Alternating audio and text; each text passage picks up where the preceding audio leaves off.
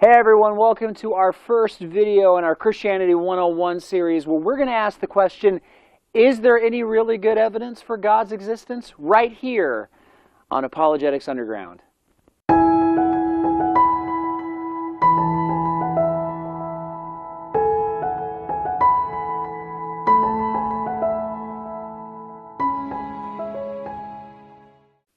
So in the 1870s in Germany, there's this guy, and his name is Friedrich Nietzsche. You probably heard of him before. He's pretty famous even today still. He's known for a lot of things, primarily being a philosopher, cultural critic, and a proponent of what is famously known as nihilism, the belief that nothing exists except reality. And that's a little simplistic, but that's basically the bare bones of it. But what most people who believe in God, or claim to anyway, know Nietzsche for saying is that God is dead. But you know what? That's not really what he said, and certainly not entirely how he meant it to be taken.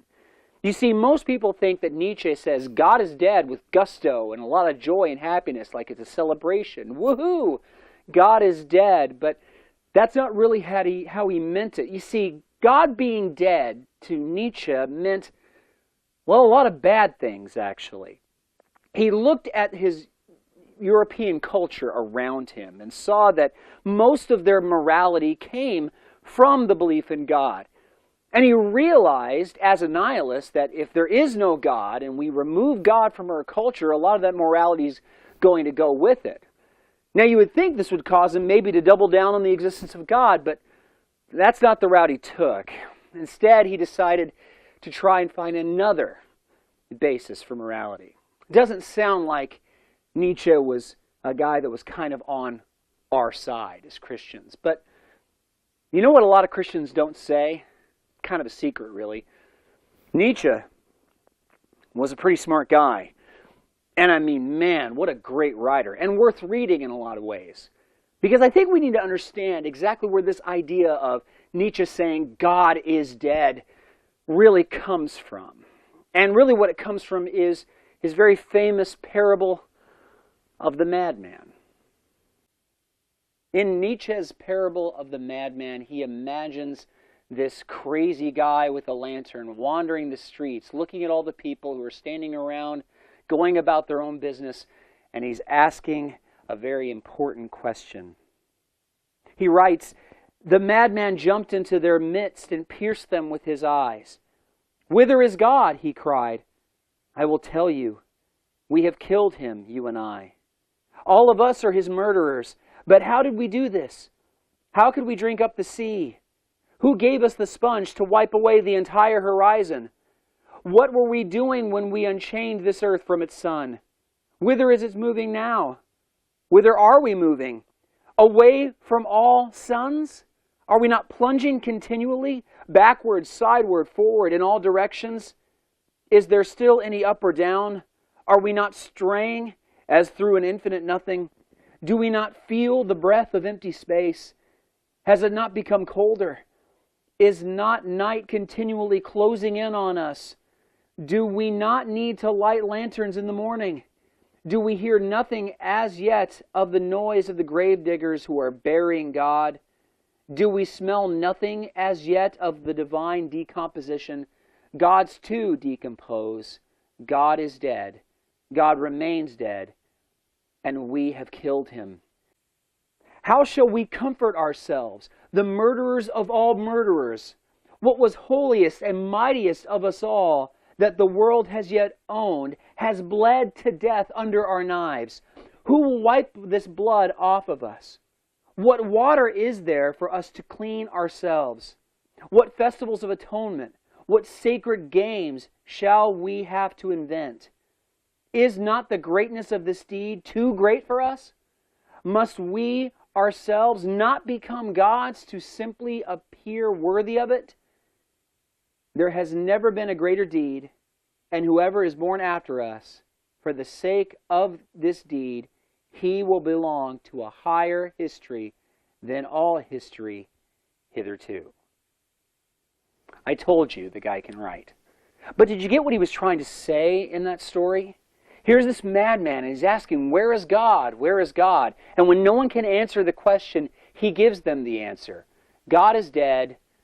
We've killed him. But notice what he said that will result in. He says that it would wipe away the horizon, that it would be as if the sun went out or we were cast out on the earth, hurtling into an infinite space that has no meaning in it.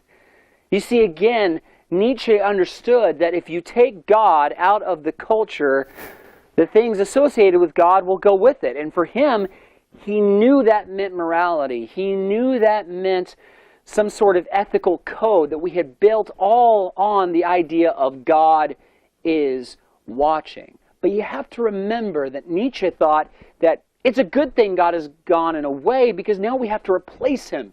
Now we have to stand up. What he says here is, do we not have to become gods ourselves? You see, Nietzsche was probably an atheist. We're not certain, but really hear what he's saying in that. It's hard to think he's not one. And even if he isn't, which we're not sure, even if he isn't, his work certainly has been used by more modern atheists, guys like John Paul Sartre, Bertrand Russell, and even real modern guys like Richard Dawkins and his ilk. You see, they look at this statement, God is dead, and they say, well, he was never here to begin with. We don't need God because we don't need fantasy. And they start saying things like, well, how could anybody believe in God anyway? There's no evidence for it, right? We already mentioned him, but Bertrand Russell was kind of the poster boy of atheism during his time in the 20th century.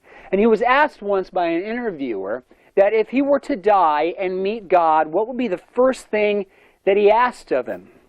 His response was this: why didn't you give more evidence for yourself? In the 21st century, Richard Dawkins, kind of the Bertrand Russell of now, he was asked this same question. And he formulated his response a little differently, but still kind of saying the same thing. He said he would ask God, "Sir, why did you go to such great lengths to hide yourself?"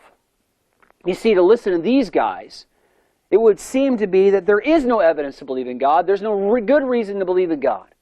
And to listen to Nietzsche, he would say, well, we don't need God. We got rid of him. Instead of just putting him back on the throne, let's put something else in its place and build upon that. But if that's the case, if we don't need God, and there's no really good evidence for God being around in the first place, why do so many people still believe in him?